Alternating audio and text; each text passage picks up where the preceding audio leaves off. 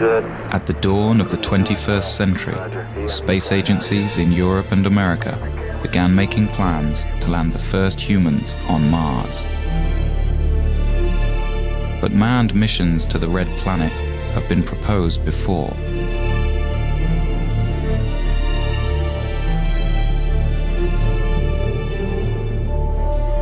For some, Mars holds the answers to mankind's future in space. Others say Mars is too far, too dangerous, and too expensive for humans to explore. And in a world torn by troubles, some say there is no need, or will, for mankind to reach into space anymore. More than 30 years after the last Apollo astronaut walked on the moon, the American manned space program seems to have lost its way, unable to reach beyond even low Earth orbit. We've got a problem. NASA has been literally going around in circles with its space program for the past 30 years. Astronautical engineer Dr. Robert Zubrin has been arguing for years that sending humans to Mars is the mission the space program needs. It's time that we set goals for NASA that were worthy of the risks of human spaceflight. Mars is the next logical step in our space program. It's the challenge that's been staring us in the face for the past 30 years. It's the planet that's most likely Earth. It's the planet that has on it the resources needed to support life and therefore someday technological civilization. It's the planet that will provide us with the answer as to whether life is prevalent in the universe or exclusive to the Earth. And it's the planet that will give us the critical test as to whether humanity can break out of the planet of our birth and become a spacefaring species. In the early 1990s, Zubrin was the head of the Mars Direct program at Martin Marietta Astronautics. His team developed a mission to Mars that could be done at a fraction of NASA's projected costs. Using only existing technology, Zubrin argues that the first steps on Martian soil could be made within 10 years. There is absolutely nothing in this that is beyond our technology. We are not ready to send humans to Mars right now. We don't know how to keep them alive. There are people out there who say we can go to Mars tomorrow. One of my requirements, one of NASA's requirements, is that if we send humans to Mars, we bring them back alive. For the past 15 years, Zubrin and his colleagues have waged a campaign to convince society and the political class that humans on Mars should be the goal for NASA now. This is the story of our cold neighboring planet and the debate over whether man's fate is tied to the red world. It's the story of an engineer's journey and the battle of ideas over which direction in space will truly benefit mankind. We're at a crossroads today. We either muster the courage to go or we risk the possibility of stagnation and decay. The victor in this debate could determine the fate of mankind. Will we become a spacefaring species? Will we live on more than one planet?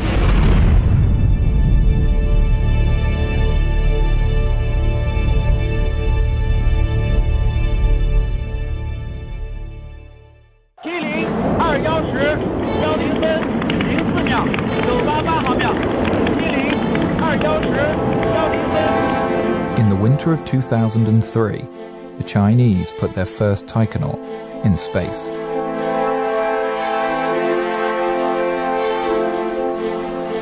The Chinese Space Administration plans to begin a manned program of moon exploration by 2017.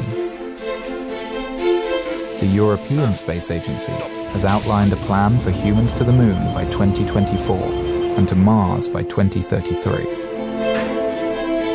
And the Russians, building on years of experience, are conducting tests for long-duration Mars missions.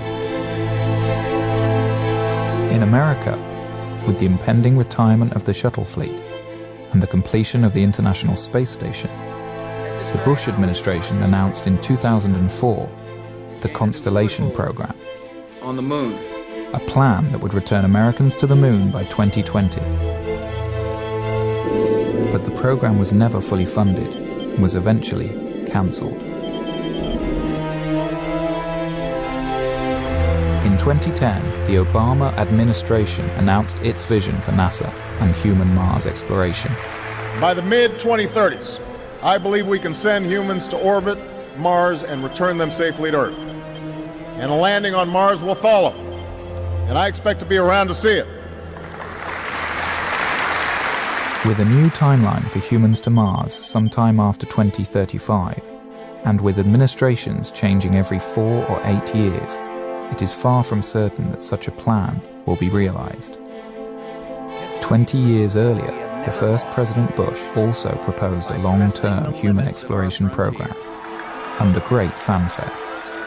The program quietly died in Congress a few years later. If you want to go to Mars, you cannot do it in 30 years. You can't do it in 20 years. You've got to do it in 10 years or less from program start, or you're more or less guaranteeing political failure. To date, only the Apollo moon program, which was announced in 1961 and had men on the moon 8 years later, has succeeded in getting astronauts beyond low Earth orbit.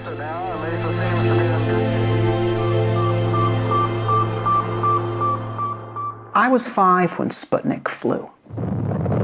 And while to the adults, Sputnik was a terrifying event, to me, as a child who was already reading science fiction, it was exhilarating, because it meant that this possibility of a spacefaring future was going to be real. And I was 9 when Kennedy gave his speech committing us to the moon. To go to the moon in this decade and do the other things, not because they are easy, but because they are hard. I grew up during the 60s, when it was Mercury, it was Gemini, it was Apollo. Every month, NASA was doing something more impressive than in the month before. We were going to be on the moon by 1970, Mars by 1980, Saturn by 1990, Alpha Centauri by the year 2000.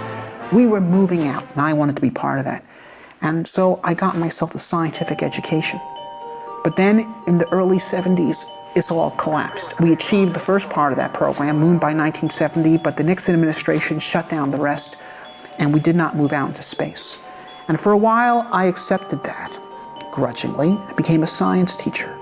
But then in the early 80s, something hit me, and I said, I'm not going to accept myself doing less than what I had dreamed of doing when I was a boy. Zubrin went back to graduate school, getting advanced degrees in engineering and aerospace. He then went on to work at Martin Marietta, which later became Lockheed Martin, designing interplanetary missions. It was here that Zubrin's obsession with the red planet began to take hold.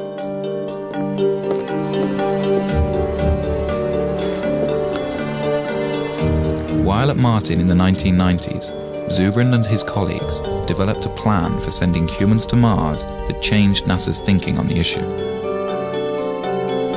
But the plan has languished on the drawing boards ever since. Now, as president of the Mars Society, Zubrin is at center stage in the debate over the future of manned spaceflight. Known as a smart, visionary scientist, he has authored several books on exploring space and is the self-appointed spokesman for the possibility of colonizing Mars. Mars is where the future is. Mars is the closest planet to the Earth that has on it all the resources needed to support life and therefore technological civilization. It has water, it has carbon, it has nitrogen, it has a 24-hour day, it has a complex geological history that has created mineral ore, it has sources of geothermal energy. Mars is a place we can settle. One reason for such optimism over a frozen world like Mars is evidence that 2 billion years ago, Mars was a much warmer and wetter place. We think that at one time in the ancient past, Mars was very similar to the condition of early Earth. This Martian warm age lasted for over 1 billion years and could have been a suitable environment for the development of life. If we go to Mars and find evidence of a second genesis on Mars, I think we can conclude that the universe is full of life. We can probably conclude that on some planets that life evolves to more complex forms, and I think we'd be reasonable to conclude that intelligence could also emerge on some planets as well. It really does answer the question, are we alone? And that to me is a question that transcends science. It's a philosophical societal as well as scientific question. To me, that's the big prize. That's why Mars is interesting. That's why human exploration makes sense. Space programs are often criticized for the huge sums of money they require. Although the American space program is less than 1% of the federal budget, a human mission to Mars may have to wait for better times. There are those who say that we have many problems to deal with here on Earth, and we need to postpone ventures such as the human exploration on Mars until these problems are solved. Well, there were many problems in Spain in 1492, and there still are. There are problems that need to be dealt with here on Earth, and should be dealt with. But we also have to think of the future. We also have to think about opening up new volumes in human history.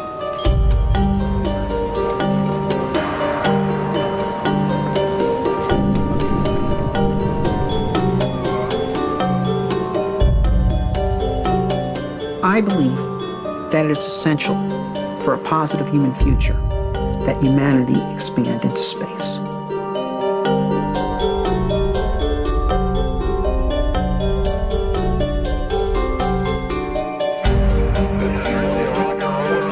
The greatest value that we got out of Apollo was the creation of intellectual capital through the inspiring of millions to go into science and engineering to be part of the great adventure of human expansion into space. There's a phrase that happened with the Apollo program, which was, if we can go to the moon, we can.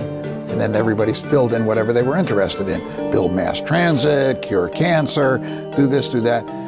The point is, it did give us a sense that we could accomplish great things. It did bring out the best of us. We excited a generation of engineers and scientists.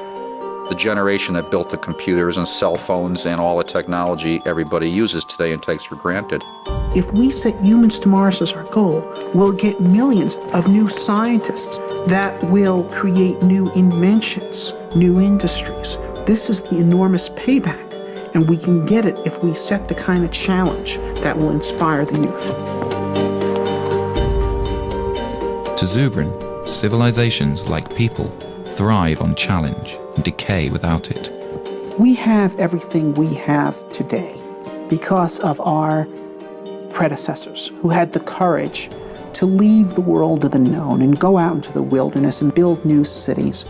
And if we stop being people like that, then we will hand down much less to our posterity than our ancestors handed down to us. So there's the choice in life. One either grows or one decays. Grow or die. I think we should grow. History proves that we have never lost by pressing the limits of our frontier. In the summer of 1989, the first President Bush announced the Space Exploration Initiative, directing NASA to draw up long-term plans to get humans back to the moon and begin developing a program of manned Mars exploration. At Martin Marietta, Zubrin and his colleagues looked forward to moving NASA's space program outwards after 2 decades in low Earth orbit. Of course, we were very excited when Bush made his call saying that he was making a national commitment to implement such a program. NASA assembled a large team to take on the space initiative. In 90 days, the team developed a 30-year plan that required an enormous buildup of space infrastructure. What the NASA bureaucracy decided to do was basically design the most complex mission they possibly could in order to make sure that everyone's pet technology would remain mission critical, which is the exact opposite of the correct way to do engineering. First, NASA would triple the size of the planned space station and add enormous hangars, as well as free-floating fuel depots, checkout docks, and crew stations. Then, on the moon, they would construct more shipbuilding facilities, bases, and depots. Next, the moon crew would construct the Mars ship, a huge craft dubbed by its detractors as Battlestar Galactica. This ship would carry everything to Mars over an 18-month flight. Once in Mars orbit, a small group would descend to the surface, spend a few days, then plant a flag in the ground and go home. The plan became known as the 90-day report. To those of us at Martin who had been engaged in designing Mars missions, when they saw the monstrosity of complexity of the 90-day report, we were dismayed, and it was readily apparent to anyone with any insight that that program would fail politically. The plan was submitted to Congress. The estimated cost, $450 billion. The legislators went into sticker shock. This would have been the single most expensive program for the United States since World War II. By the end of 1990, Congress had refused all requests for SEI funding. When the realization came that SEI was doomed, Zubrin wrote a memo to his colleagues at Martin Marietta, outlining his problems with the NASA plan and arguing for a more direct approach. Zubrin favored launching a Mars mission directly from the surface of Earth, using only existing rocket technology. This negated the need for a lunar base and avoided the complexity and cost of building ships in space. He also objected to NASA's plan for a short surface stay on Mars, a mission that would amount to little more than a flag and footprints exercise. To Zubrin, we were going to Mars to explore and develop a new world. To maximize surface time, Zubrin proposed using a faster flight path, known as a conjunction-class mission. This would mean a crew could arrive on Mars after only a 6-month journey.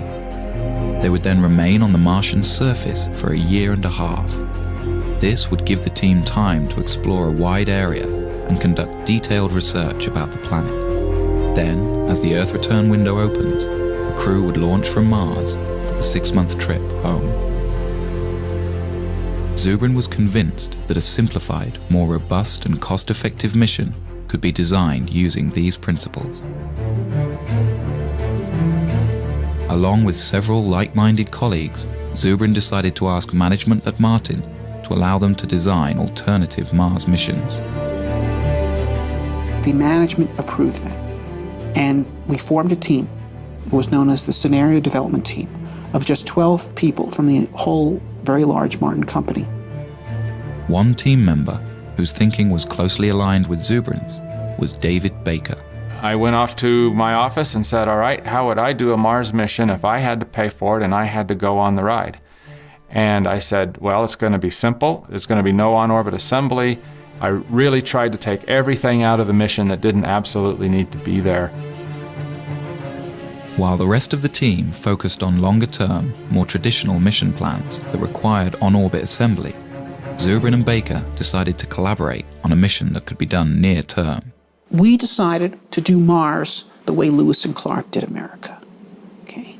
Use local resources, travel light, live off the land. Zubrin and Baker were convinced that a Mars mission could be launched directly from the ground. The other team members felt this was impossible, that the weight of the rocket fuel required for a round trip to Mars was so enormous it would render the launch ship impossibly heavy. To solve this problem, Zubrin was exploring a radical idea that had been kicked around the aerospace industry since the 1970s.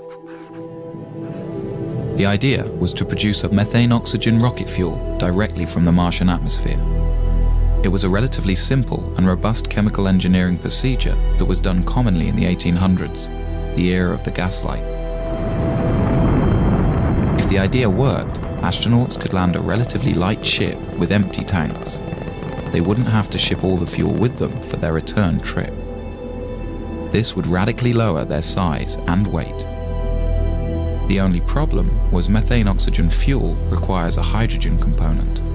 Hydrogen exists on Mars in the form of H2O, but water may be difficult or impossible to extract from the Martian environment. Really, the hydrogen was only 5% of the total weight of the methane-oxygen propellant being manufactured.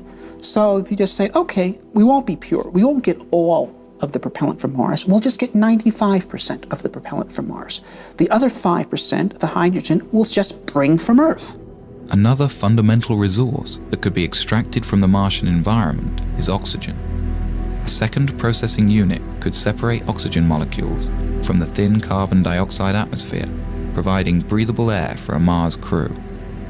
If used intelligently, The same resources that make Mars interesting are precisely what could make it attainable.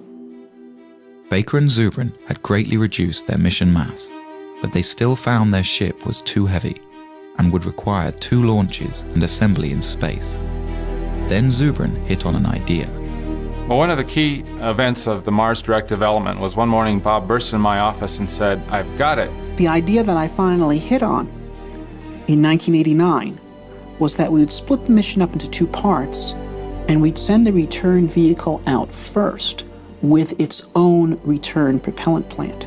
So the propellant would be made on Mars before the first astronauts ever left Earth. With 2 separate direct-to-Mars launches, a human crew would have a fully fueled ship waiting for them on the surface of Mars before they ever left Earth. So Zubrin and Baker had come up with a plan that seemed to accomplish all of their goals. It was relatively inexpensive, development time was short, they could use existing technology, and it allowed for a long stay on the Martian surface. They dubbed their idea Mars Direct. SSC disconnect enable on. 35. Let guys go. Hydraulics go. Aboard an Ares rocket is the Earth Return Vehicle, or ERV. No one is aboard this ship. It will pave the way for the astronauts who, years later, will use the ERV to return to Earth. 1. Liftoff.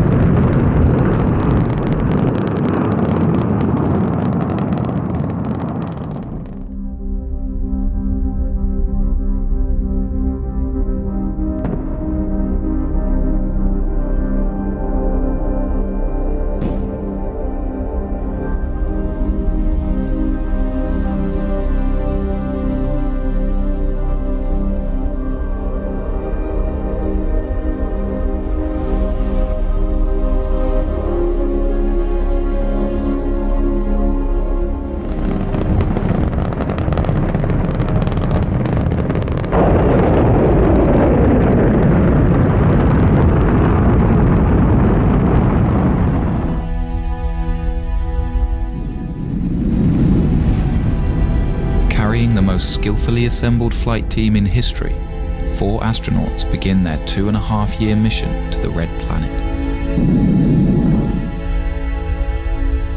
This will be the first time a human has gone beyond the Earth-Moon system, 250 million miles farther than any person has ever been.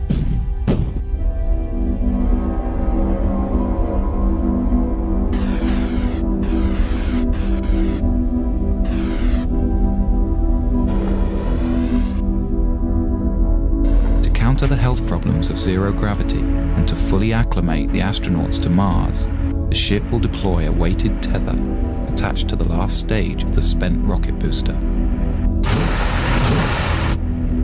By thrusting the ship into a rotational spin, the counterweight of the rocket will create centrifugal force and thus artificial gravity. The crew will be able to live with their feet planted firmly on the floor during their 6-month transit. But the HAB is not entirely alone on its journey. Just ahead of it is a second ERV, identical to the first. Launched just a few weeks prior to the HAB, it will prepare the way for a second human crew that will follow 2 years later. It can also function as a backup for the first mission if anything should go wrong.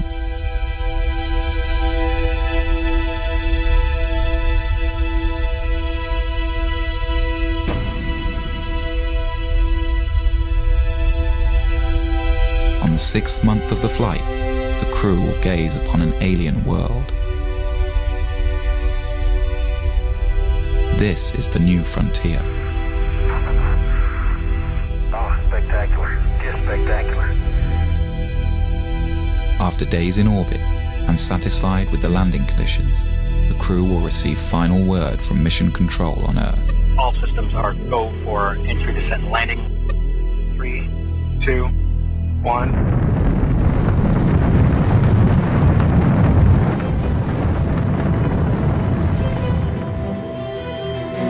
It will be a tense 40 minutes before people back on Earth get the signal from Mars and know if everything has gone well.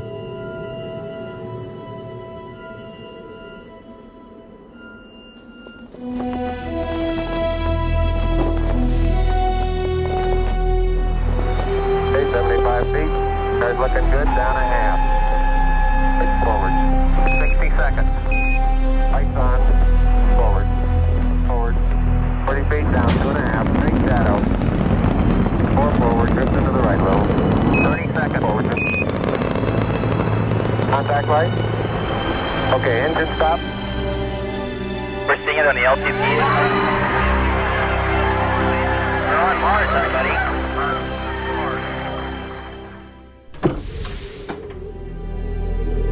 For more than 500 days, the astronauts will live on Mars and embark on one of the greatest journeys of discovery in the history of science. Will they find life? Or the fossilized remains of past life?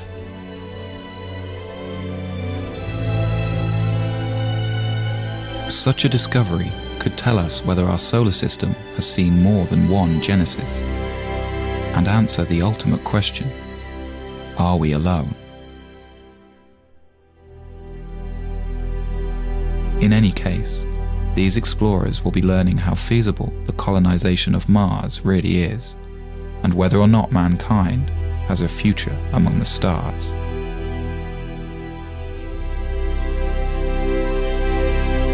Then, when the time comes and the window for Earth return opens, the crew will climb into their Earth return vehicle and head home.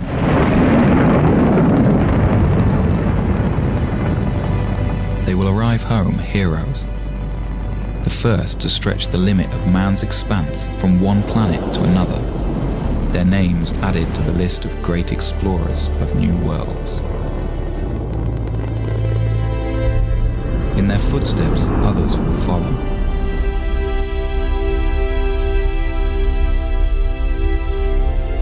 What began as a trickle is free to rise into a deluge of humankind, sweeping over a once barren land and transforming it into a viable new world.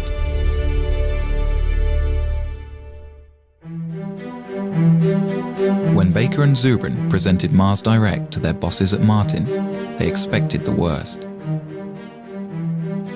To their surprise, management was excited about it.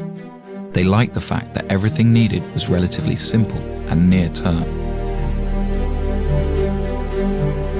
As time went on, Martin Marietta embraced Mars Direct as their creation and put Bob and I on an airplane to several NASA centers to present Mars Direct and try to build some momentum for it. Baker and Zubrin flew to the Marshall Space Flight Center in Huntsville, Alabama.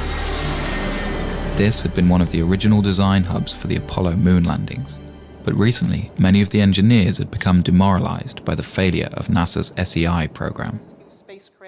Tag team style, Baker and Zubrin presented their alternative mission architecture. The response was thrilling. The old-school Apollo crowd embraced it. This was a plan that actually made sense and was within reach. Baker and I gave a number of briefings. The first was at the Marshall Space Flight Center. Next was at Johnson. These people were incredibly excited. Over the next few weeks, Zubrin and Baker were flown around the country, pitching to all branches of NASA. And everywhere they went, the response was electric. The plan was standing up to scrutiny, and groups all over NASA were converting to Mars Direct. Their tour culminated in a public presentation to the National Space Society. The crowd gave the two aerospace engineers a standing ovation.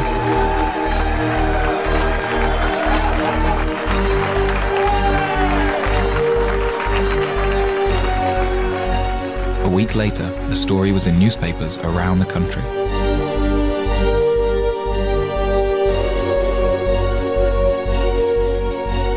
But a counterattack was beginning to form within NASA. The space station teams and many in the advanced propulsion groups were against the idea.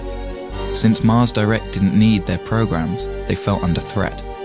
As quickly as doors opened for Zubrin and Baker, they began to close. NASA didn't want to pursue a Mars mission at that time. They didn't want to be derailed by a bunch of Mars fanatics that thought that their idea of what NASA should do should overwhelm what NASA thought NASA should do. What we did in Mars Direct was literally come up with the leanest solution, the one that involved the least spending on an assortment of technologies and infrastructural elements, including, for example, we made no use whatsoever of the International Space Station. And so people involved in all those programs were very upset because we were showing that you could go to Mars without their program being required. And they felt that we were de-justifying them. The NASA administration rejected Mars Direct. The two engineers were outsiders again. But Zubrin remained determined. Bob had grabbed hold of it, and I could see that it was his, and no matter what I did, he was going to do what he was going to do, and he was going to be a proponent for it and push it.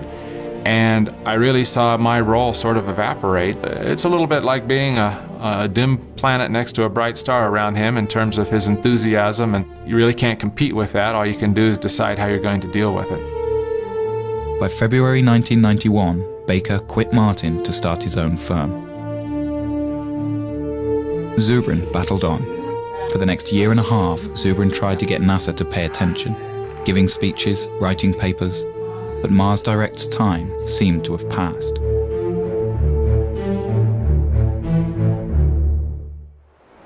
But then in 1992, a new administration came into power at NASA, and Zubrin saw a second chance. I was invited to brief Mike Griffin, who was the Associate Administrator for Space Exploration in charge of the whole Space Exploration Initiative. He immediately became a very strong supporter of Mars Direct. But before the engineers at NASA would take another look at Mars Direct, they wanted Zubrin to prove that producing rocket fuel on Mars could work. They gave Martin Marietta a small budget to do an experiment. Zubrin and his team built a machine called the In Situ Propellant Plant. It could take carbon dioxide, the dominant gas in the Martian atmosphere, combine it with a little hydrogen, and produce a methane-oxygen fuel. We did it in 3 months with a very small team. We built a plant that was 94% efficient, and no one who actually participated in that effort was actually a real chemical engineer. They were all aerospace engineers, like me, who were simply dabbling in chemistry in order to prove to NASA that 19th century chemical engineering really worked.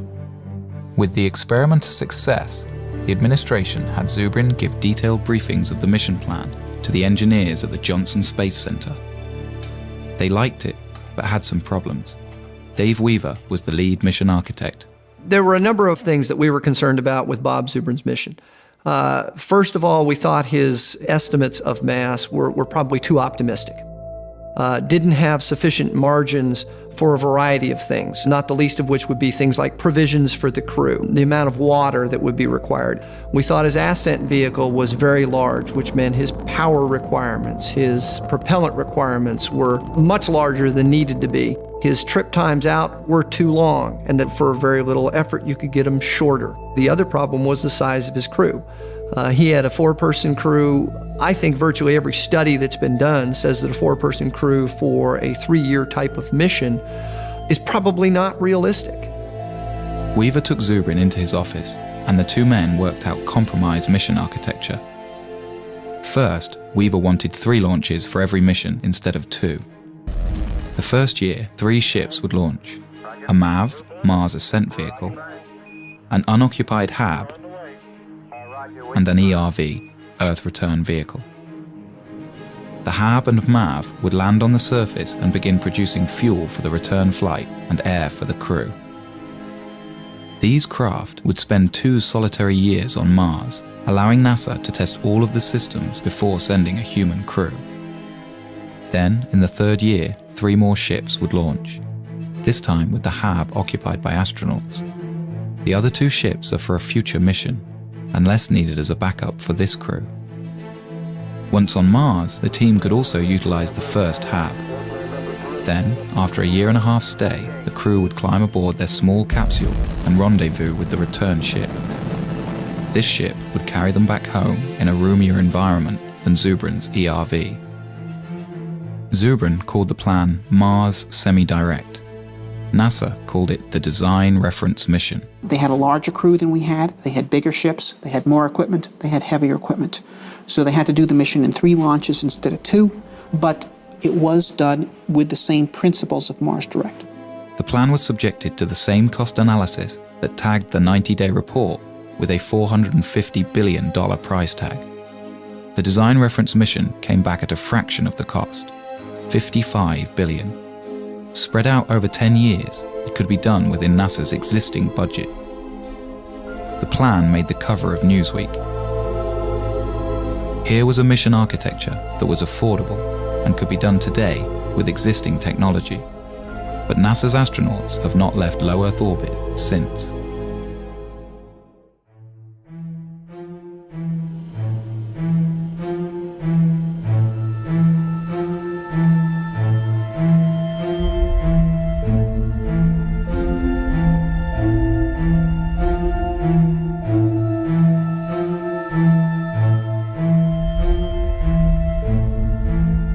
With the completion of the International Space Station and the retiring of the Space Shuttle program, a debate rages over the future of space exploration.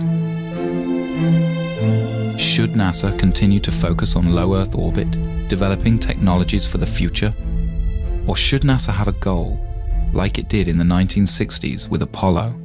The way we got to the moon was by a presidential imperative that demanded that NASA get to the moon within a decade.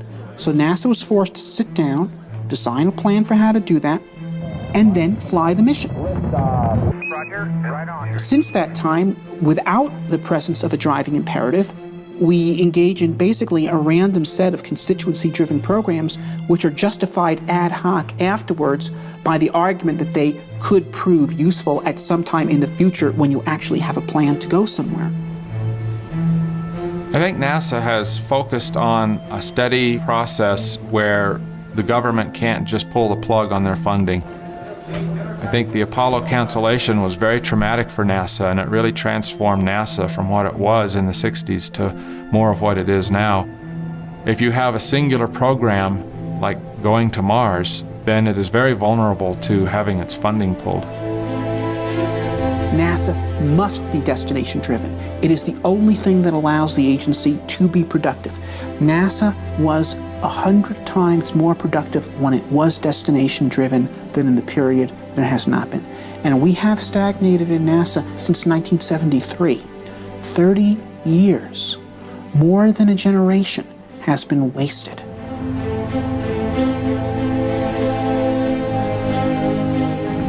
The American space program's been stagnant for 30 years. There's a once-in-a-generation shot right now to get it moving again by giving it a goal that'll take it somewhere. So the stakes today are high. And if you ask me if I am nervous right now, I am. Dr. Zubrin. Why is NASA stuck in low Earth orbit? The problem with NASA's lack of current achievement is not money. The problem is lack of focus, it's lack of a goal. It shouldn't be humans to Mars in 50 years. It should be humans to Mars in 10. We can do this. We do not need gigantic nuclear electric spaceships to send people to Mars. That is pork, it's nonsense. The primary question I get from American people is, why aren't we doing this? There's a big sense of disappointment, almost verging on a sense of betrayal. The purpose of spaceships is to actually travel across space and go to new worlds, not to hang out in space and observe the health effects from doing so. Dr. Zubrin, in your testimony, you were very passionate, but you also were mad. You're mad we haven't done this, or that this vision has been stolen from a generation? I guess you could say that. It's like Columbus coming back from the New World and Ferdinand and Isabella saying, so what, forget it, burn the ships. Okay, that's what has happened in this country.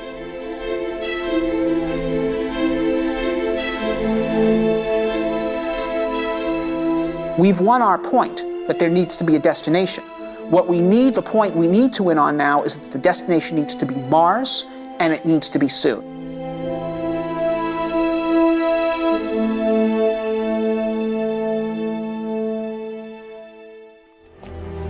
The movement to send humans to Mars in the near term began at the University of Colorado in 1978. A graduate student in astrogeophysics named Chris McKay gave a small seminar on the possibility of introducing life to Mars. I got interested in Mars in graduate school. I entered graduate school the same year that Viking landed on Mars and sent back these images, and it sent back data that showed all the elements needed for life are here on this planet, and yet there's no life here. And I thought, oh, that's odd. It's sort of the lights are on and nobody's home. And I thought, well, that's curious. So some of my other grad students and I, we sort of got together to talk about well, if there's no life on Mars now, could we put life there? And that evolved also into the question was maybe there was life in the past, and we could find fossils, evidence of it. Well, how would you do that? Well, you do that by sending people there. Together with fellow graduate students, the group decided to put together a small conference to discuss the matter of human Mars exploration. We basically just started a forum. We invited everybody from all the NASA centers and from all the universities that were involved in it, and they all came. And it really was, in retrospect, I realized a very important step toward building a consensus for human exploration of Mars. In 1996, I published my first book, The Case for Mars, and the response was phenomenal. I got 4,000 letters from all over the world. I had Parisian bankers and 12-year-old kids in Poland and firemen from Saskatoon and astronauts, and they're all writing me and saying, how do we make this happen? Bob Zubrin came to the third Mars conference and got very much involved. And he was willing and interested in forming a society, forming a group and organizing. He said, look, if we could pull these people together, if we can get them to work together, we could have a force that could actually make humans to Mars happen. The group formed the Mars Society. Robert Zubrin became the president. They held their first convention in 1998. The convention was just magic. We had no idea how many people were coming. They were there not just from the United States and Canada and Europe. They were there from Israel. They were there from Mozambique. They were there from New Zealand. It was astonishing. Since its inception, the Mars Society has attracted members worldwide. Derek Shannon is the head of the Southern California chapter. He's met with political leaders from all over the country. If you make them look at the whole Mars vision in historical terms, it becomes a much easier sell. How will the Martians remember our century? They're probably not going to remember our deficit, our wars, our healthcare. Those will be footnotes. What they'll remember is that out of all of human history, there came a generation that decided to take this amazing step out into space. And if you tell politicians that they're the ones whose names actually get to be remembered, that's when, hopefully, the space program starts going somewhere. In order to further the knowledge necessary for a manned mission to the Red Planet, the Mars Society has been building research stations around the globe, all of them based on the design of Zubrin's HAB module. Most recently, the Society set up a desert research station in Utah.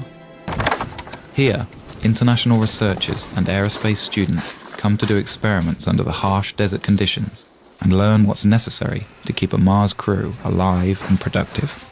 Basically, what we're doing here is undergoing analog studies. Crews of up to 6 people at a time come together to live in a full simulation environment for up to 14 days. So what that means is every time we go outside the HAB, people have to don spacesuits. They have to depressurize. When we go outside, they're called extravehicular activities. They can only be of a certain duration due to the air supply. We have to recycle all our water and basically have our own food as well.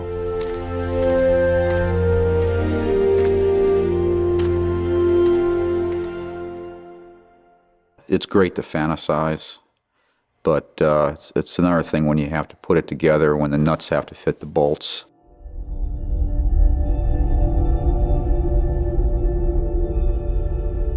Like the Apollo missions to the Moon, sending human beings to Mars will mean putting people in harm's way. There are many dangers in outer space, and many things could go wrong. A serious equipment breakdown could doom the crew to their deaths. Some argue that the risk of failure is simply too high. You know, back in the days when medieval man was looking out from Europe and thinking about exploring the world was unknown, and map makers populated their maps with dragons. We've got the same thing today. There are people who are afraid to go out into space, and they've populated their maps of the solar system with dragons.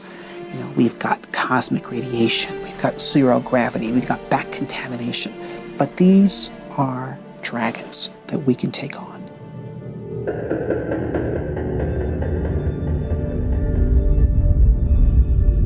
There are two kinds of radiation astronauts must contend with in outer space: solar flares and cosmic rays.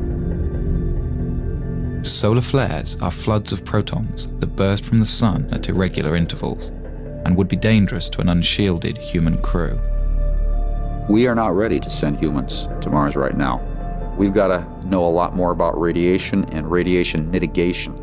One of the Apollo flights barely missed, like by a week, a major solar event.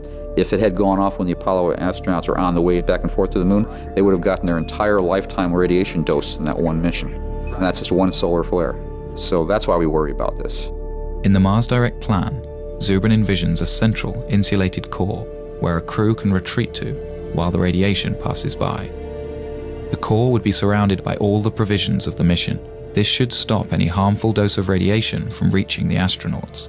Basically, you use your pantry as your storm shelter. So a solar flare happens, the alarm bell rings, the crew goes into the storm shelter, they stay in there cramped up pretty tight for a few hours until the all clear rings and they come out. This is going to happen once, it might happen twice in the course of the mission. The second type of radiation is cosmic rays. This constant rain of charged particles comes from interstellar space and cannot be avoided without many meters of shielding. We can experience some of this type of radiation on Earth at high altitudes. Airline pilots who spend their careers flying high in the atmosphere can receive almost as much of this radiation throughout their life as a Mars astronaut would on a 2.5-year mission. It's a long trip. It's a 6-month trip there, a 6-month trip back. It's probably a year on the surface. That's a lot of radiation. The best estimates are that the magnitude of that dose is not that great, perhaps 60 rem of radiation scattered over 2.5 years. Now, 60 rem of radiation delivered over a long period of time like that would not create any noticeable effects at all. It would, though it is believed, increase your statistical risk of getting cancer at some point later in your life by about 1%. Right now, if you're an average American and you do not smoke, you have a 20% chance you're going to die of cancer. This would make it 21. If you're an average American smoker, it's 40. So in fact, if you recruited the Mars crew out of smokers and sent them to Mars without their tobacco, you would be reducing their chance of getting cancer.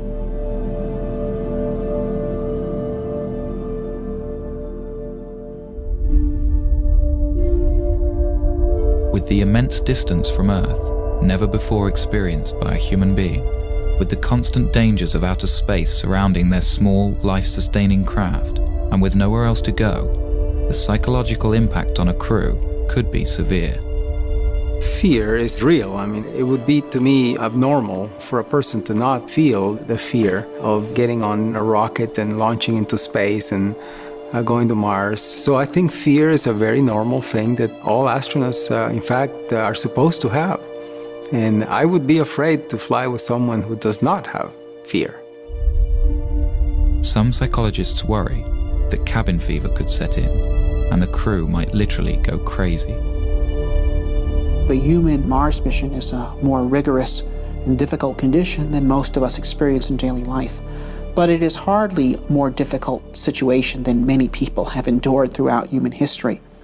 We could compare the Mars crew to the crew of 19th century or prior sailing vessels, many of whom were away from home for 3 years or more than 3 years, under conditions in which they're eating extremely bad food, without any medical knowledge to support their health, commanded by brutal officers. In every respect, the crew of a human Mars mission, with the full support of mission support and the whole world cheering for them and great rewards awaiting for them in life upon their return, is in a vastly superior condition. The Mars Direct crew will spend most of their time inside the 2-story hab, carefully designed to promote psychological well-being despite the confinement. The space where I think everybody would spend the most time, just like a lot of homes on Earth, would be the galley wardroom area. There would be chairs, a table, some kind of large screen for entertainment. You would have individual staterooms, about 4 or 5 feet wide. The ability for them to communicate with loved ones, with colleagues on Earth, I think will be almost unlimited. A Mars crew will need to be carefully chosen and thoroughly tested to ensure their ability to handle the extreme isolation. Well, John? It's absolutely unreal. John Young, who went to the moon, used to say that he could cover the Earth by just lifting his thumb up to it. And he says that when you go to Mars, you are going to redefine the concept of loneliness.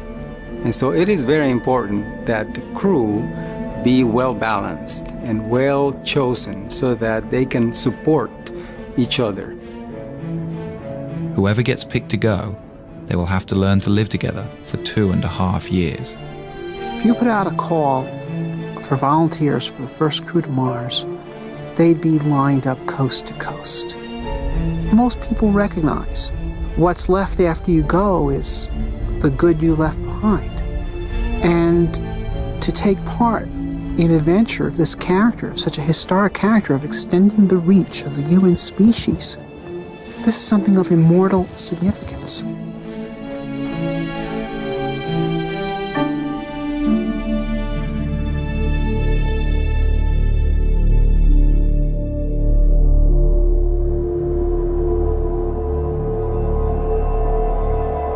One of the most bogus threats associated with the Mars mission is the so-called back contamination issue, which is this notion that you go to Mars and discover these virulent disease organisms that you bring back to Earth and destroy all life on Earth.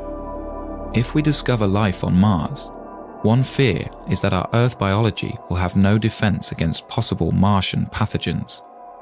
Some argue that missions to Mars cannot be risked until we can prove Mars is free from harmful contaminants. This is completely nonsensical. There's natural transfer of material from Mars to Earth all the time. We get around 500 kilograms of unsterilized Martian rocks landing on Earth every year, and they have been doing so for the past 3-4 billion years. And so if there were Martian organisms that could contaminate the Earth, they've already done so. Although the prospect of Martian diseases seems remote, lawmakers have required that NASA create elaborate protocol to ensure that any extraterrestrial material stays contained. And like the Apollo astronauts, who spent 17 days in quarantine after their return from a sterile moon, a Mars crew will have to be thoroughly tested for any harmful Martian pathogens. The probability is infinitesimally tiny. But nevertheless, this is our home planet and it's extremely important and we have to protect it. The idea of a pathogen on Mars is clearly ridiculous because there is no megafauna or megaflora on Mars for pathogens to infect. So it is impossible to propose a credible life cycle for a Martian pathogen. The diseases that afflict us have been co-evolving with us and our ancestors and near relatives for the past 3 billion years, and they are specifically designed to live inside the habitat of the human body and to overcome its defenses, and they've been engaged in an arms race with the human defenses for those 3 billion years. This is why humans do not get diseases from distantly related species. For example, I don't know of any person who has ever contracted Dutch elm disease, and trees don't get colds.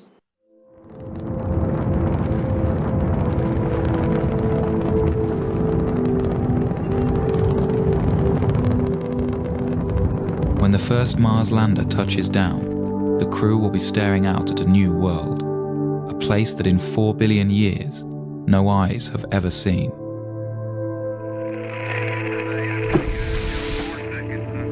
The crew won't be alone. Millions of television viewers back home will be watching as the first man or woman places their footprint into the rust-colored soil. The crew will savor these moments, for here, someday, a new branch of civilization might begin, and future Martians will remember and celebrate this day.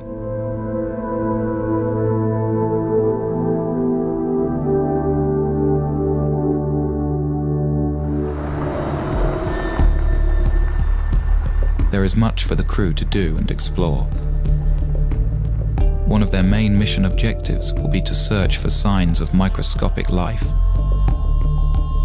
To do this, they will follow the ancient water flows. For on Earth, where there is water, there is life.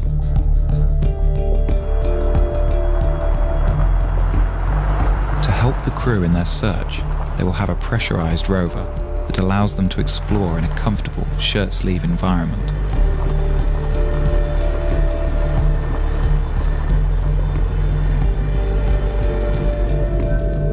This means the crew can examine a vast area around the landing site during their 18-month stay. And there is much to explore. Mars has 58 different kinds of topography and a surface area equivalent to all the continents of Earth combined. To me, this is a more subdued surface over here. If these explorers can uncover the fossilized remnants of indigenous Martian life, they will redefine mankind's understanding of its place in the universe. And we better press on to the big boulder.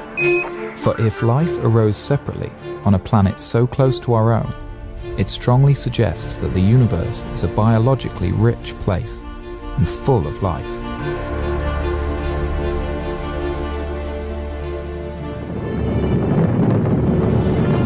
For some, the ultimate question of Mars, though, is will there be human settlements on the planet? Will Mars become a new branch of human civilization?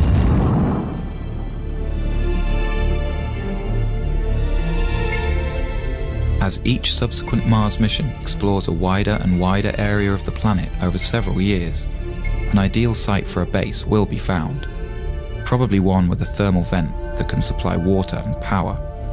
At that point, several HABs will be landed in this one spot, with crews that plan to stay for 4, 8, or even 12 years.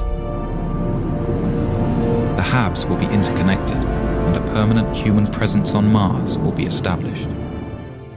This scientific community will have to learn to become self-sufficient, to be able to survive on Mars without supplies constantly being sent from Earth. But unlike any other planet in the solar system besides Earth, Mars has all of the fundamentals needed to make this possible. Its 24-hour and 37-minute day is critical for growing plants. It has all of the elements necessary for creating building materials like plastics, metals, and glass. And it has oceans of water frozen into the soil. If we can develop this craft of living on Mars, then Mars becomes inhabitable. Not immediately physically, but intellectually. I mean, look, what determines whether an environment is habitable or not? Is Colorado habitable? We're not naturally adapted to live in Colorado. We're tropical animals. No one could survive a single winter night here without technology, such as clothing, efficient use of fire. We invented our way into becoming people that could colonize such hostile environments.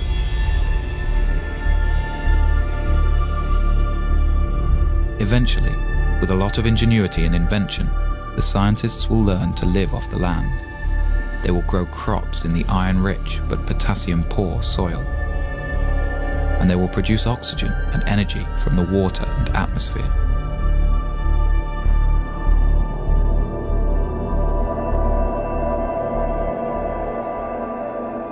Sooner or later, children will be born, the first true Martians. They will grow up to see Mars as their home. With time, more and more people will arrive. These won't only be scientists, but settlers, people who plan to stay. They may come for all kinds of reasons, but to them, Mars will be a chance to start over, to build a new life for themselves. The well of human social thought is not exhausted by the present age, and I don't think will ever be exhausted. There will always be people with new ideas on how humans should live together. With Mars so far away, the hold of Earth governments on their colonies will be tenuous. The Martians will need to govern themselves. Mars is not going to be a utopia. Mars is going to be a lab. It's an open frontier. It's a place where things are going to be tried out. I think we'll see a lot of noble experiments on Mars.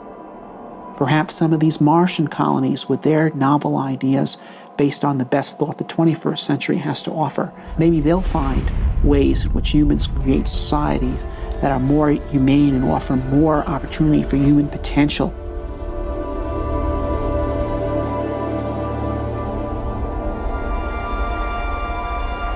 The ultimate dream of the Martians will be to terraform their planet, to make Mars as hospitable as Earth.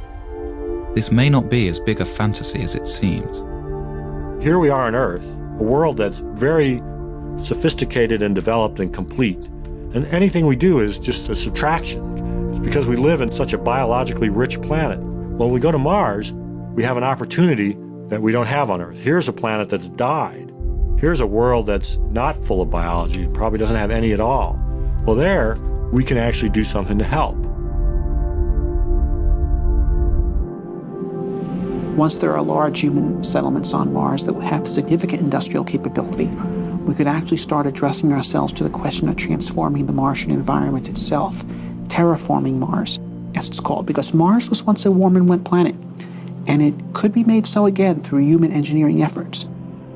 With daytime temperatures in the Martian tropical zone averaging around 0 degrees centigrade, and with an atmosphere only 1% as thick as Earth's, exposure to these elements by a human without a spacesuit would be instantly fatal. The first step to terraforming Mars and bringing it back to life will be for the Martian colonists to warm up their planet. Well, we know how to warm up planets. We're doing it on Earth by putting gases in the atmosphere. On Earth, it's not a good idea to warm up the planet. The temperature is just fine, thank you. We don't need it any warmer here. But in principle, if you could trap the sunlight reaching Mars today, every single photon that's hitting Mars, Mars would warm up in about 10 years. Well, obviously you can't trap every single photon that's hitting Mars, but you can trap about 10% of them with the greenhouse effect. So that would imply that Mars could warm up in about 100 years. Well, 100 years is a long time, but it's not astronomically long. One idea is to build small, automated factories that produce super greenhouse gases with no ozone-depleting side effects. Although these gases would be unwelcome on Earth, for the Martians they would be an efficient way to trap heat. Then within a few decades, we would raise Mars by more than 10 degrees centigrade. And if you did that would cause massive amounts of carbon dioxide that is currently absorbed into the Martian soil to start to outgas. Carbon dioxide is also a natural greenhouse gas. As it builds up in the atmosphere, more and more heat will be trapped, which will in turn cause more CO2 to outgas. The process will become automatic, and as the atmosphere thickens, Mars will eventually reach a state of equilibrium and stay warm naturally.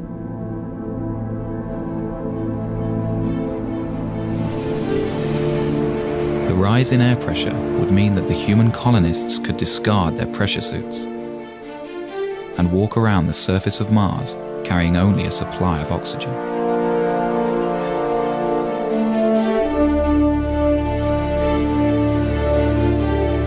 And as the temperatures rise on Mars, water frozen into the soil will begin to melt out. And for the second time in its history, Mars would have liquid water on its surface. Dry Martian rivers will start to flow. Seas will rise, and there will be rain clouds in the skies.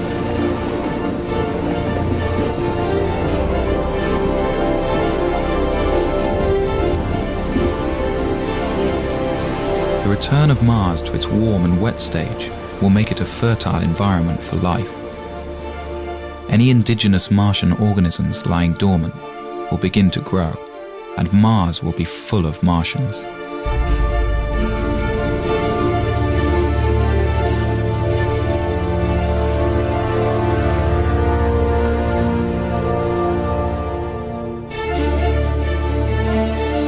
If no native life emerges, or that life is all dead, then humans could begin addressing the idea of bringing life from Earth. At first, it would be simple organisms, perhaps genetically engineered, that would thrive in the Martian environment. Then more complex plants could be introduced. The plants would be right at home in the carbon dioxide atmosphere, and with no competition and a whole planet to cover, they could transform Mars into a green world.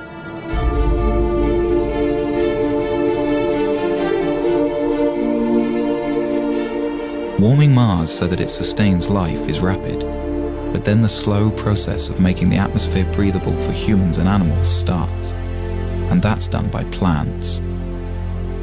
Although the process will happen naturally, if the colonists can't find a quicker way, it will take tens of thousands of years. This is a philosophical debate. Many people think the universe has a big sign on it that says, "Do not touch. Leave it alone. It was made this way. It is not in our purview as human beings to change anything." I can respect that view, although I disagree with it. I think the universe has a big sign on it that says, "Go forth and spread life." Because when I look around the universe, I think life is the most amazing thing we see. It is just incredible.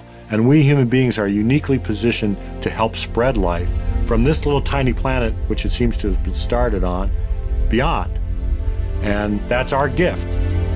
Earth's gift to the universe, I think, is the gift of life.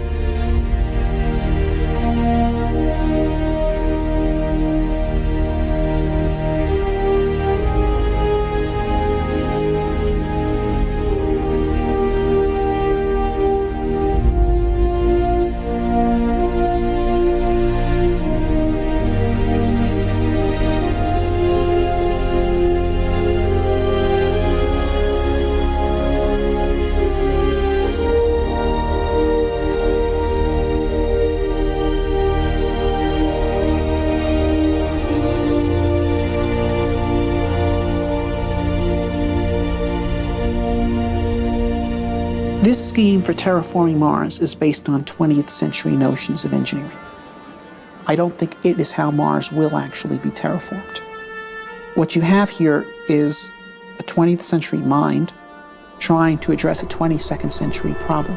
And so I think Mars will be terraformed by the 23rd century, not by the 33rd, by the 23rd. Things that would seem utterly fantastical to us is how it will actually be done. But it'll be done. We're at a crossroads today.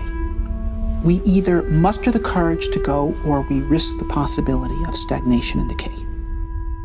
The exploration of the solar system and expanding of life through the rest of our solar system and someday beyond is the kind of thing that will keep our civilization going. We're explorers by nature. Eventually we will go to the stars. And the question is, when will we start? I think a manned-Mars mission could happen within 15 years. Some days I'm very optimistic. I think we can do it in 10, maybe 15 years. Other days I see all the political things that go into the space program. I look back on the 30 years we've been bogged down, and I get more negative about it, and I say it's going to be another 3 decades or 4 decades. I would be surprised if we got to Mars prior to 2025 or 2030. In May of 2018. Understanding the various political obstacles that exist and what we need to fight through to get the program started, I believe that we will be on Mars by 2020.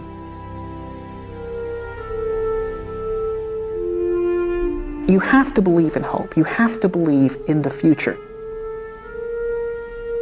There are more and more people coming around to the point of view that a positive future for humanity requires human expansion into space. We will eventually break through the forces of inertia that have been holding this thing back.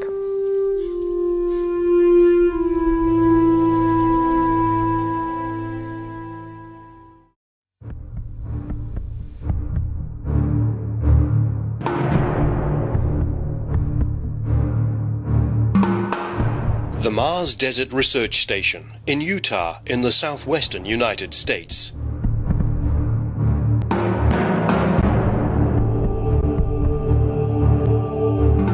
These are the members of Mission 118 at the MDRS.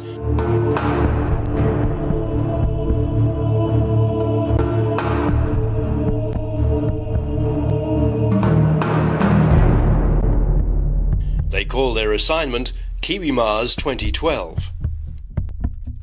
Their aim is to discover what it's like to live and work in an alien environment as a prelude to humans one day going to Mars, the red planet. The technology for explorers to reach Mars actually exists today, But the troubled global economy and the lack of political will are just two major challenges to be overcome before such a journey can take place. The lengthy duration of such a voyage is another hurdle. So without the conditions aligning favorably for the journey, it's unlikely we'll see footprints in the Martian dust anytime soon. Nevertheless, the red planet is in our sights and within our grasp. But until a manned Mars mission is practical, what can we do to prepare for humankind's greatest exploratory endeavor? The answer for the crew of Kiwi Mars 2012 is to learn something about exploring and living on Mars right here without leaving Earth, and perhaps in some small way contribute to the next giant leap for mankind.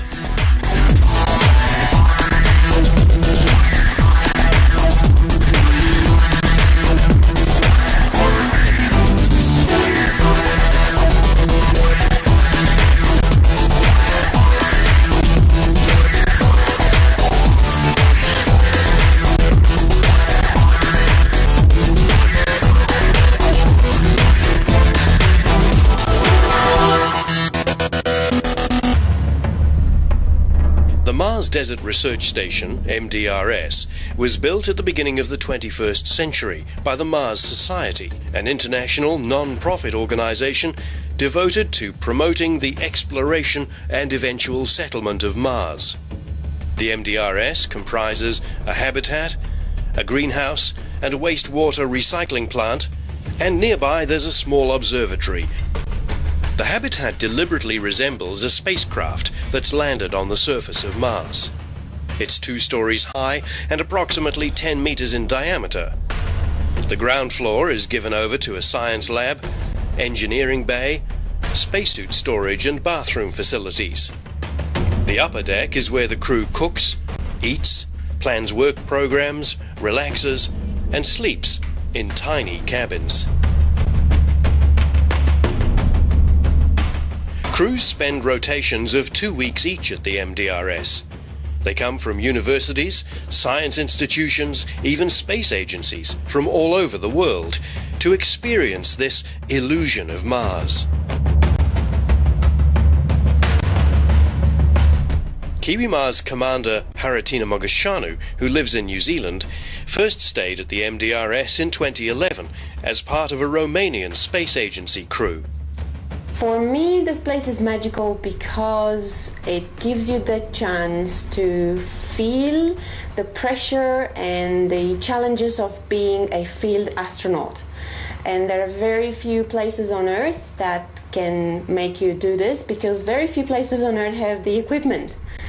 She enjoyed the experience so much, she's returned with a Kiwi crew, or more precisely, an Australasian crew. By the time Harry had secured a slot in the MDRS schedule, she had little time to conduct a full recruitment process. We couldn't really do too much about that in the little amount of time we had, but these 2 Australians are very, very great guys, so they will only add to the crew.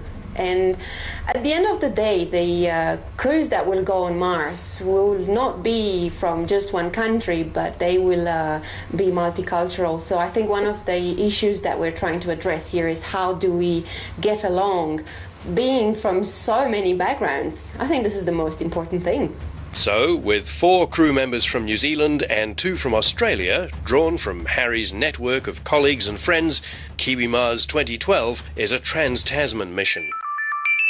Haratina is the Kiwi Mars mission commander and represents the Kiwi Space Foundation, which aims to foster a New Zealand space industry and education framework. Mike Bodner is executive officer and mission journalist, contributing daily blogs to the Kiwi Space Foundation website. With a particular interest in geology, Ellie Harley's role is mission specialist planetary sciences, while teacher Bruce Ngātairua takes on the job of health and safety officer, as well as communicating daily to an audience of school students in New Zealand.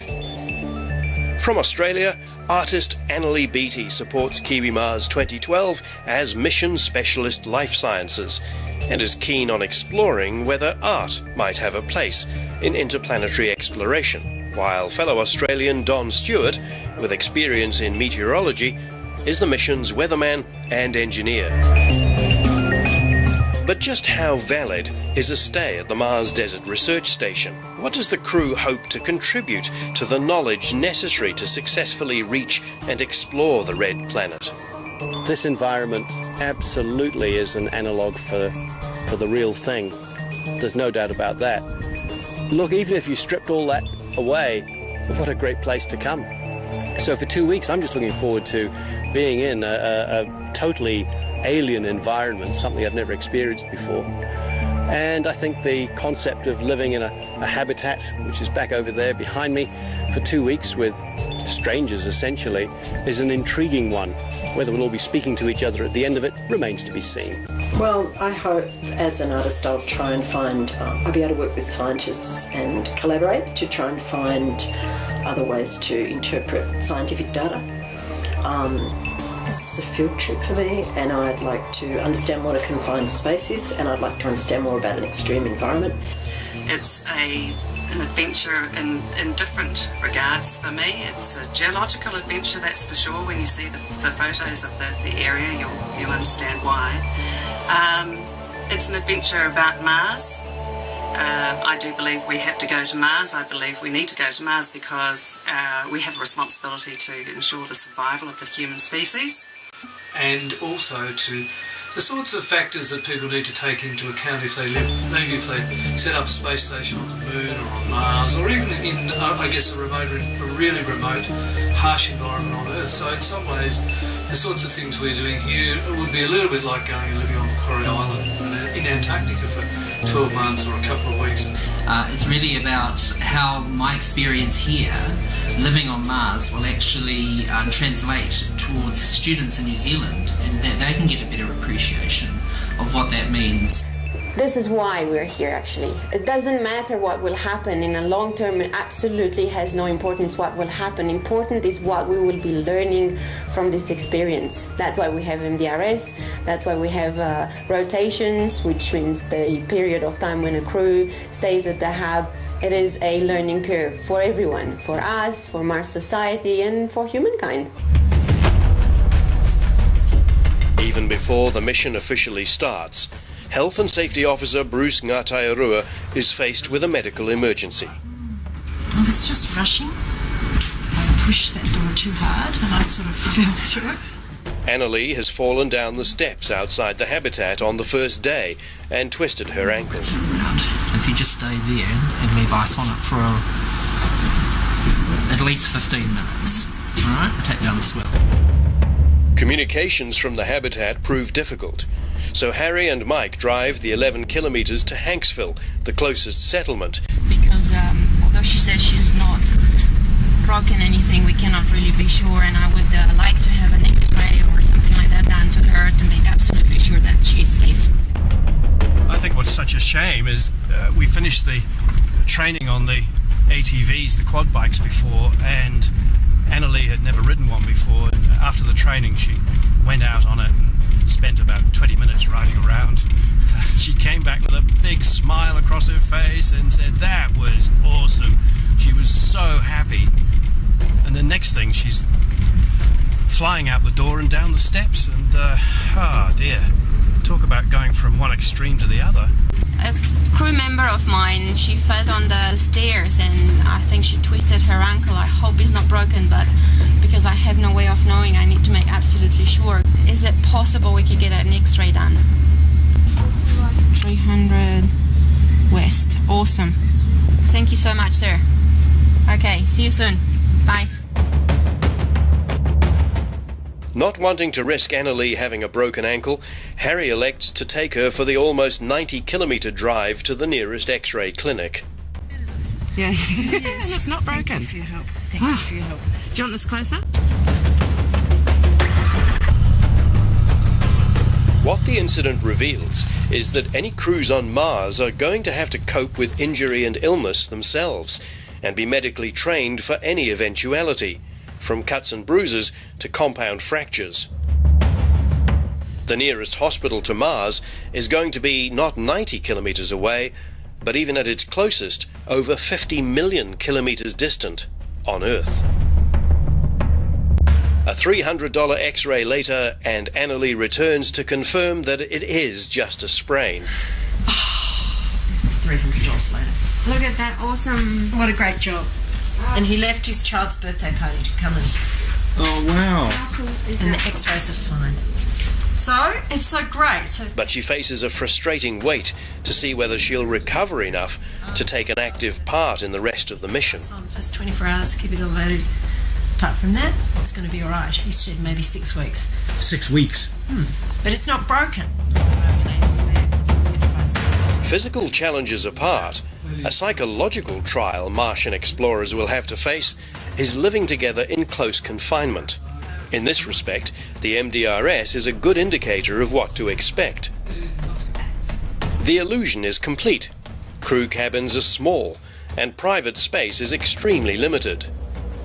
Beyond the sleeping quarters, it's difficult to find privacy. Peace and quiet on Mars will likely have to be timetabled and occasionally negotiated. Living together in close proximity is nothing new. People have been doing it for centuries, and any family that's lived on board a small boat or in a camper van will know exactly what the challenges are. At night, in the MDRS, for example, those who retire early are sometimes frustrated by the noise from those who stay up talking or watching DVDs. And personal habits, whether an ongoing sniff, a tendency to hum tunes, or the use of a certain repetitive phrase, are magnified by confinement. On Mars, the last thing you'd want would be tensions boiling over due to annoying personal habits, because it won't be easy to escape them. Even a quick stroll outside would involve getting dressed up in a spacesuit. And anyway, for safety's sake, it's unlikely you'd be allowed to go alone. Within 2 days of the mission, tensions are running high.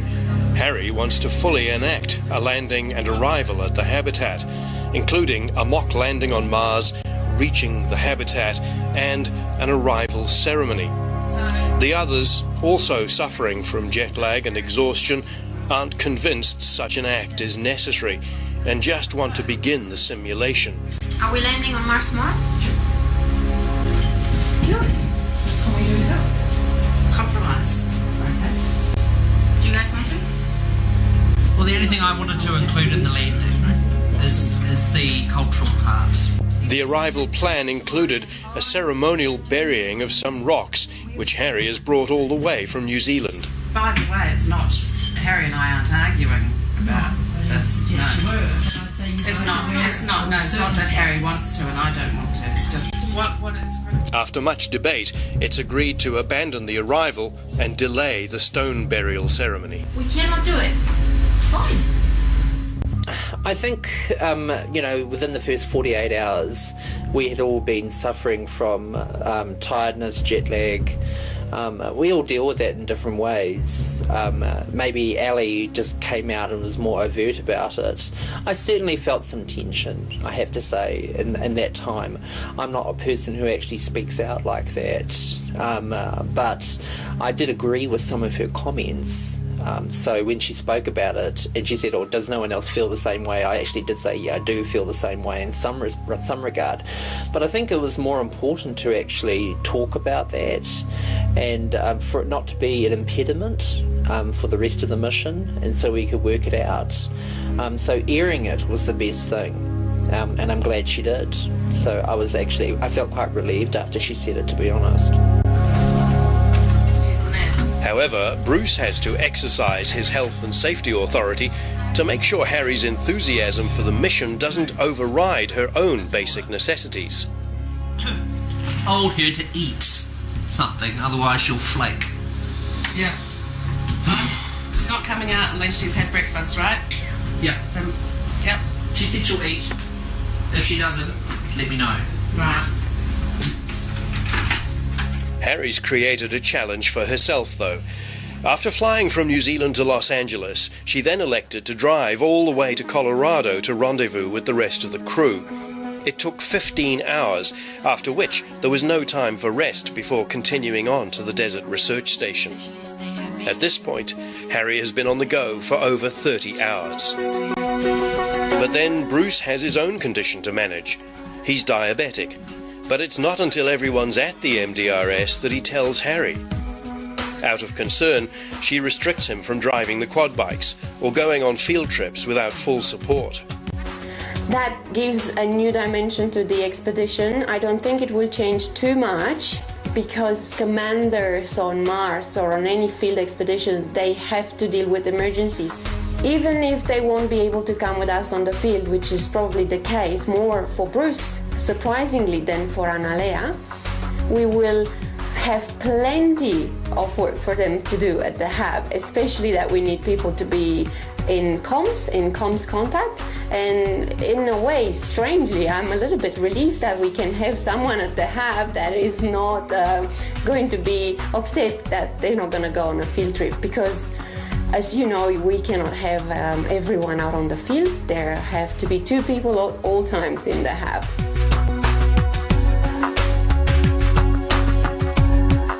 The MDRS crew's work involves necessary daily routines coupled with more specialist work such as geology field trips.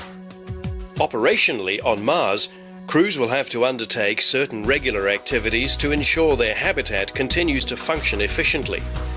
Even here in the Utah desert, nothing can be taken for granted, and flight engineer Don Stewart monitors fuel and water supplies daily.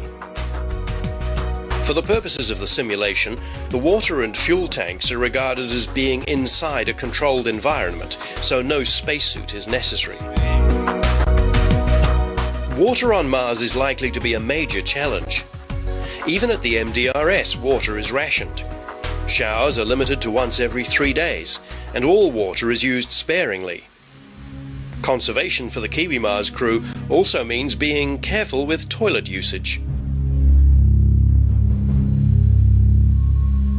Another aspect of isolation the crew becomes aware of is the importance of pumps. Pumping equipment on Mars will be essential and widely used for airflow, water transfer, hydraulic operation of equipment, airlocks, refrigeration, waste disposal, and many other functions essential to survival and comfort. The Kiwi Mars crew is reminded of this when one of the water pumps fails, meaning Don has to resort to good old-fashioned science, using siphoning to transfer water from the tank on the trailer to the habitat's main tank. I'd be prepared to wait for a little while. What do you think? Just put water on the top and then eat. And they're very yummy. Food is another challenge for those living in an alien environment.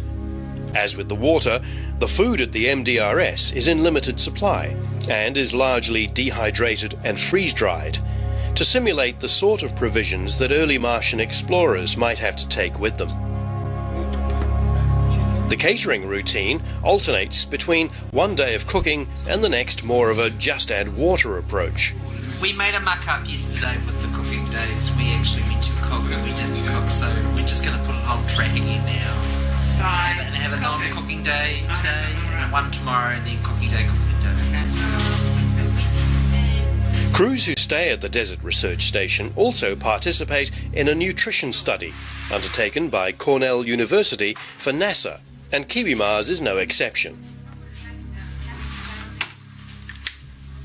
Mission 118 crew members weigh themselves each morning and record the data.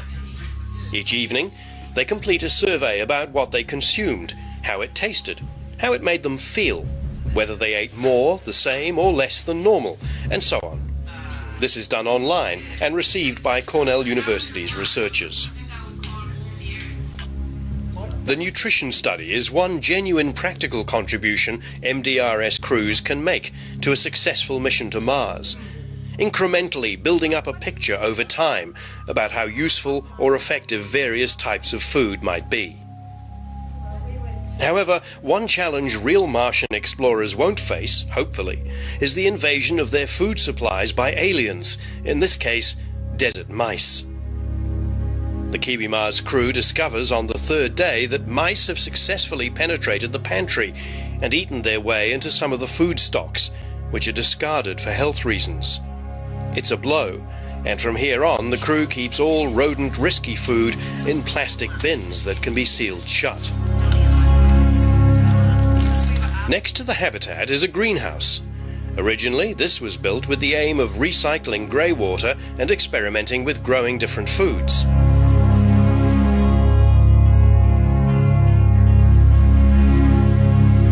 However, it's fallen into disrepair, the greywater recycling equipment lying idle, and the greenhouse shelves empty of plants. On Mars, it's possible astronauts will be able to extract water in the form of ice from below the surface. But on the long journey to reach the red planet, efficient water recycling will be essential, just as it is today on the International Space Station. Presently, the space station recycles just over 75% of its water, so it's not yet fully self-sufficient. But research into how water can be totally recycled promises to have tremendous benefits here on Earth, as well as for future space explorers. Although the atmosphere in the Utah desert is perfectly breathable, MDRS crews have the option of wearing simulated spacesuits for going on EVAs, extravehicular activities, including Annalie, whose ankle is now fully functional again. Spacesuits on Mars will have to cope with incredibly cold outside temperatures, an unbreathable carbon dioxide-rich atmosphere, and extremely low air pressure.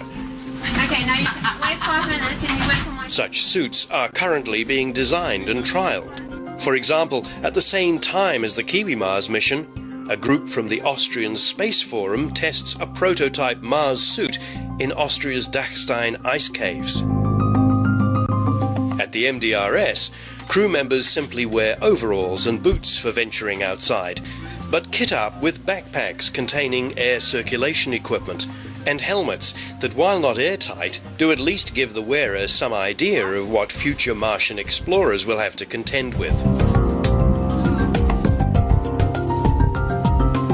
Like the spacesuits, the Habitat's 2 airlocks are not pressurized or even airtight, but Haratina asks her crew to at least pretend they're waiting for decompression before venturing outside.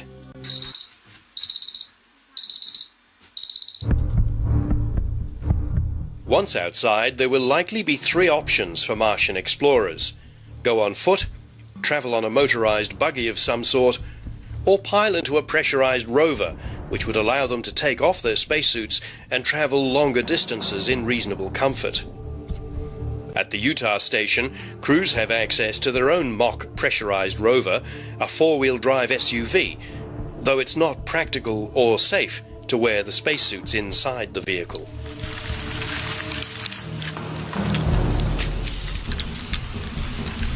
Which means any such rover on Mars is going to either be restricted to 2 occupants or be much larger than the HAB's 4-wheel drive.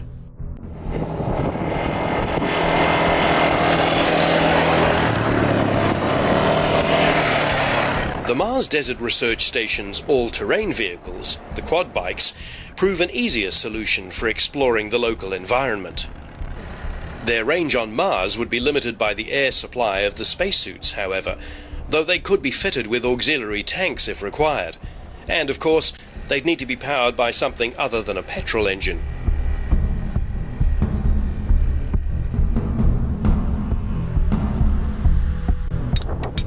On Mars, human explorers will have the ability to do in a few hours or days what currently takes rovers weeks or months to achieve.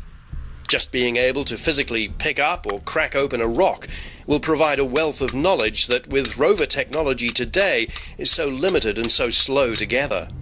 Here in Utah, Mission 118 explores the desert landscape, searching for geological specimens and evidence of water activity, but today without spacesuits, as it's 36 degrees Celsius. The experiment is about understanding the geology of a catchment area, and so you can collect your gravels to find out what's in them.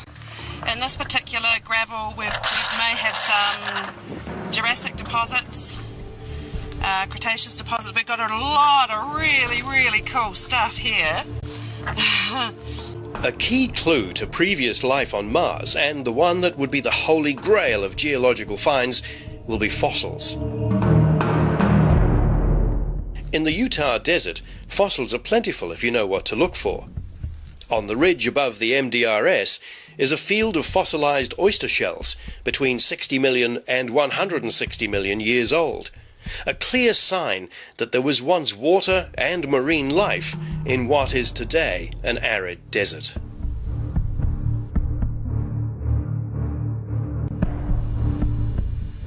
The strata, or different coloured layers so obvious in the desert landscape, tell a fascinating geological story.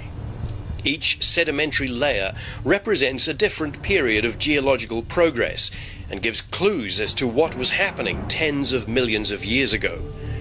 On Mars, with rovers such as Spirit, Opportunity and now Curiosity, NASA's strategy has been to understand what happened to Mars's water by looking for particular rocks or features, such as those that form when water is present, just as the Kiwi Mars crew is doing in Utah. Even on the observatory path beside the HAB, there's evidence of past water activity. These little balls are called concretions. And although they look man-made, they are actually perfectly natural. And they're made in a similar way to a pearl is made in an oyster, starting with a single grain, which then builds up over time, in this case, to become perfectly globe-shaped. Fascinating. But guess where else they're found? That's right, on Mars. They were dubbed blueberries by NASA scientists after they were discovered by Opportunity's close-up camera. You can see that there's these beds there kind of going like this. Yeah. And then right above it, some of them going like that. And then you see this layer here of rocks kind of extends into there. Totally different flow regimes. This tells you something about the speed of the flowing water that deposited the formation. Halfway through the mission, the Kiwi Mars crew hosts a visit by scientist John Rusk from NASA Ames in California. So you can see how narrow this is. This was a fast-flowing regime of water here, probably similar to what we were just standing on.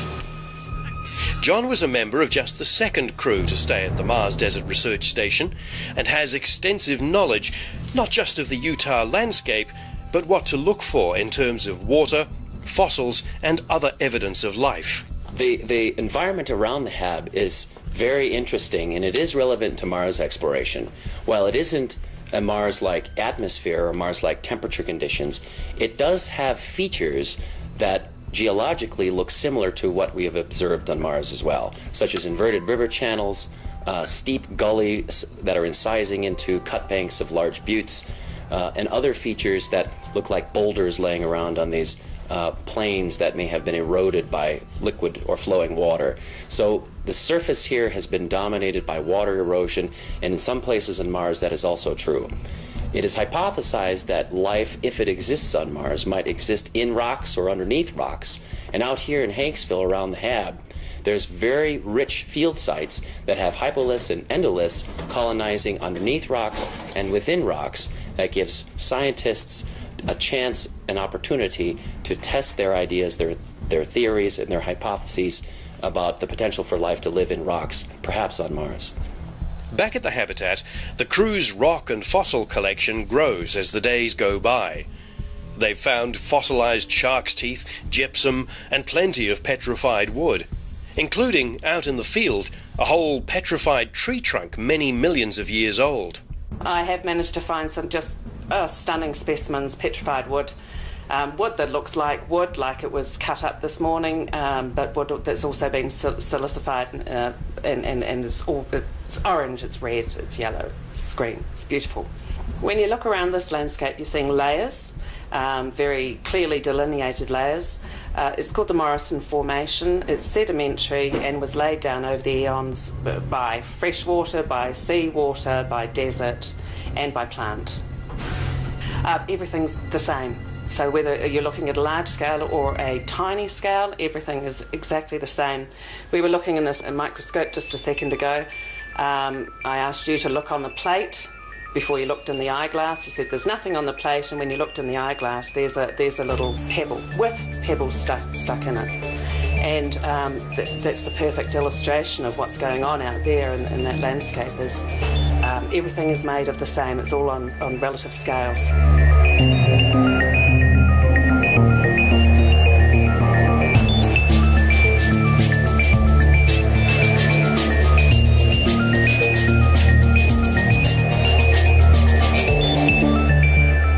the scientific work programs Martian explorers will have, there will be a need for recreation, for reflection, and for establishing their own personalities within the habitat and maybe on the Martian surface itself. Mascots, for example. Representing the two countries of the Kiwi Mars expedition are Tupua Kiwi and Kim the Kangaroo, reminders of homes half a world away.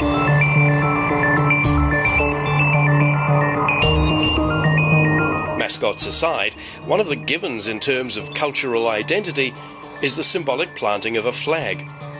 It was one of the first things the Apollo astronauts did on the Moon, and will likely be one of the first ceremonies to be performed on Mars. In Utah, there's a permanent flag on top of the MDRS habitat, the red, green and blue of the Martian flag. Red for Mars, and green and blue to represent what Mars could become in the future if terraforming were to result in the establishment of seas, lakes and vegetation. It's a flag of hope and ambition. But the Kiwi Mars crew members have brought a mixture of their own cultural identities and personal passions to Utah. Bruce Ngātairua draws on his Māori heritage by painting and displaying the Māori flag. Haritina likewise celebrates her Romanian origins, while Don and Annalie realise they've forgotten to bring something important to them from Australia. This is Don Stewart's painting over the Australian flag, and he's painted the First Nation flag, the Aboriginal flag over the top, just to highlight the fact that Aboriginal people were the original inhabitants of Australia. So we thought they needed a presence here. We thought that was missing, so he's painted over mine, he's painted over his own. Realising the artistic potential of the desert soils, flight engineer Don decides to turn some of the raw material into clay. What I'm going to do is to put in a tiny, tiny amount of water and let it sit overnight, and hopefully it'll come back to something like pottery clay. And I can either make maybe a little vase or whatever, or maybe just some little souvenir discs for all the crew to take back to Earth. In the end, he chooses to make a bowl, though without any means to glaze or fire it, it's eventually returned to the desert. Annalie also turns her attention to art, preparing for a planned exhibition based on the mission. What I've been trying to do is I've been trying to do some drawings of people in spacesuits. So I woke up early this morning and I thought I'd paint Alexei Leonov. There he is up there. It's from his book, Time and Perception in Space. So I just thought I'd try and warm up. I'm not really a watercolour painter. I haven't really trained as a watercolour painter, but anyway, look, I'm giving it a go. This will probably be the first of a number of impressions, just to see if I can get the hang of the suits. Perhaps more important than what the crew has brought with them is what they send back. Each day, teacher Bruce communicates with the Kiwi Mars Mission Control at Wellington's Carter Observatory, where hordes of school students have been visiting and learning all about the mission and about the Red Planet itself. Via online messaging, they send questions to Bruce and the crew about what the mission is doing, what they're looking for, what they're eating, and generally what it's like to live on Mars. So I'm telling them we eat all sorts of different foods. All of it is rehydrated. In other words, we're just adding water, but it tastes just like the same kind of food that we've got in New Zealand. And a lot of them are getting a great kick out of that because, you know, they think it actually tastes quite different and horrible. The main questions I've been asking is about how we've been getting on here. Some of it's been about what the food we eat, some of it's been around, how do you go to the toilet, what's it feel like to be in a spacesuit, those kind of questions.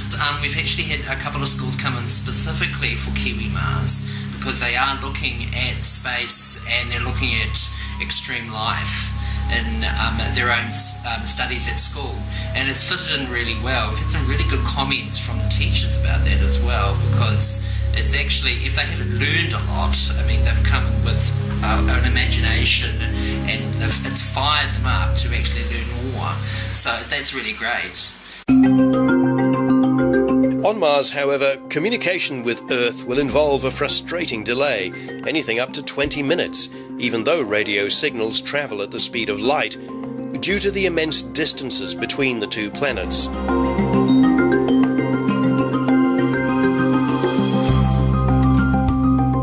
And so the Kiwi Mars mission goes on, with the daily routines, the field trips, and the ever-present spectacular desert landscape to explore.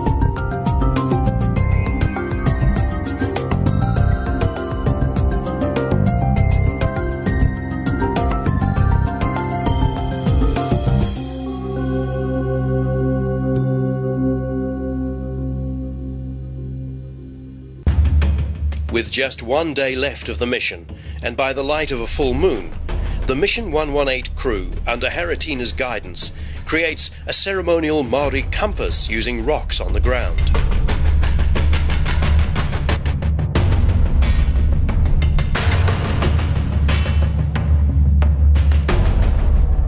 Haritina and Bruce also finally symbolically bury the rocks from Island Bay on the coast of New Zealand's capital, Wellington. They're from an area known appropriately for Mars as Red Rocks.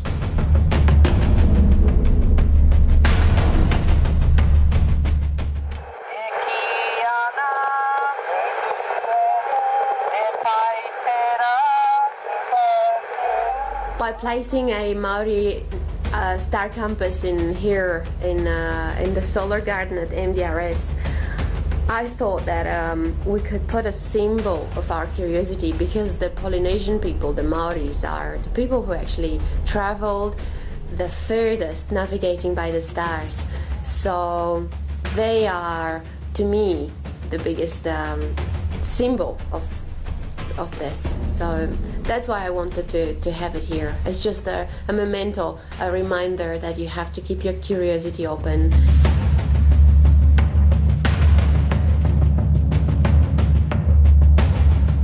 After 2 weeks at the Mars Desert Research Station, the crew, on their last full day together, reflect on what the mission has meant to them. Seeing the Lift Canyon, seeing the fossilised tree down in Lift Canyon was the highlight for me of all, because it represented life. It was a beautiful fossil. It's all chipping away and eroding away, but it was just, that was a joy. Is the colour of the landscape. That's the big thing for me. I didn't expect it to be so beautiful. And how everything in it has adapted to it, I think has an analogy, and it's already been said here this morning, about how people adapt, about how creatures, if you like, because we're all creatures, adapt to their environment. And when you're outside there and you look at the little rivulets where water has run, that's where you find all the plants. And you can see the life, the lizards, the other burrowing creatures, even the ants building their homes. And we've been here for 2 weeks building our own home, transient though it is. But I think even in that period, there's been adaptation on our part. I was extremely impressed with that. The amount of learning that I had from this place, like the stuff that Ali taught us about the stones and the geology of the place and everything, that was just amazing, and I'm just so much richer going back home now than I came 2 weeks ago. It's just unbelievable how much I've learned. One of the big highlights here is to actually communicate with students. The views have been great, but to be able to actually communicate that to them live and synchronously as well has been a real joy for me. It's like being a huge classroom. I loved it. I think the highlight for me while we've been here is seeing Factory Butte. It's so impressive the way it just sticks out in the middle of nowhere, and it's draped by all that beautiful grey Mancos shale, because it really is symbolises, if you like, just how incredible the whole landscape is. Even immediately outside the hab, you walk outside the hab, it's incredible. And and our place in it for the last couple of weeks, the whole has been just a highlight in general. It's been great. I think we've done really, really well just to live and sleep and work together all this time without anyone losing it. And so, on the final day, it's pack-up time. But apart from the rewarding experiences the crew takes back, and kilograms of geological samples in Ali's case, cynics might say they haven't really contributed to humanity's next giant leap, and that this has all been just an illusion. For a start, we did all our research, we did all the EVAs, we collected the samples, we took the pictures, we described in our words how the Martian surface might look like for the schools back in New Zealand. We interacted every day with them through Carter Observatory, so I think it was a very, very successful mission. But it depends on what objectives you've got by coming here. And every single organization sending people here has different agenda. So I reckon it's exactly as you would go to any camp, any other camp. Just the uniqueness of this place is that it's insisting on keeping people in SIM. And as I said, the SIM is as real as you can have it. I'm happy. I don't care if this is made of titanium alloy or of wood. What I care about is what you get out of it. So it's mission accomplished for Kiwi Mars 2012. Perhaps the Mars Desert Research Station offers crews a chance to realise their own potential more than contributing to the potential for us to reach Mars. But in the end, the more we understand ourselves, the better prepared we are for the future.